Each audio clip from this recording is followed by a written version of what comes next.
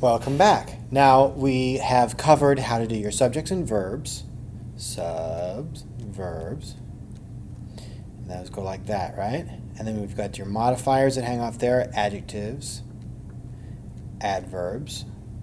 And then also, if you have a linking verb, LV, we know that you do this little line, and then your adjective or noun that names, noun.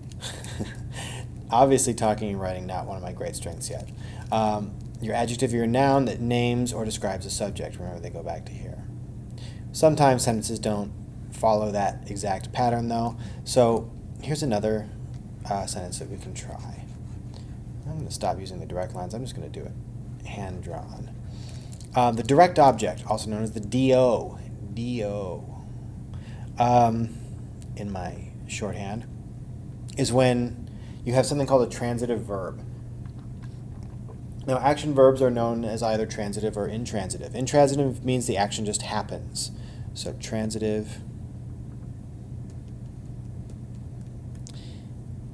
intransitive. Think of the word there, the root there. If it's transitive, you're transferring the action from one thing to another. So if my verb is hit, the action could be transferred to a direct object like desk. Because I'm sitting at my desk, I think of my desk. So I hit my desk, and the verb, the action is taken out on the desk. If it's intransitive, it's not, the action isn't being done to anything, it's just happening. So if you said, I sing, then that's intransitive. If you say, I sing a song,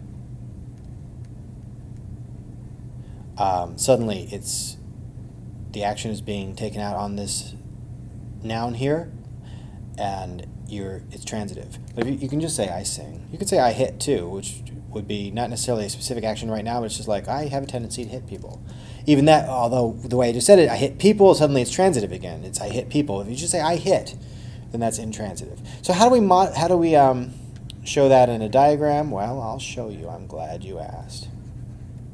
And we'll do one of those examples. Say, we'll do the I sing thing. So, boom. I is your subject. Sing is your verb. Now, if I put a period here, the implication is that I am one who sings, right? I sing. I don't sing right now. I just sing on a regular basis. Now, when you have a subject complement, like coming after a linking verb, something that renames or describes, as we did before, you have the slanted line. If it's a direct object, it's a straight up and down, or straight up and down as you can make it, line that does not go all the way through. The only time the line goes all the way through is between subject and verb. And then your direct object goes here. I sing songs. And then you've got this kind of subject, verb, object. And actually, SVO is a kind of sentence structure that people do a lot.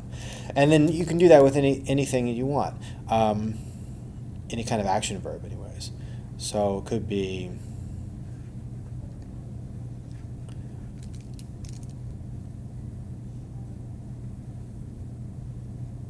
Hurley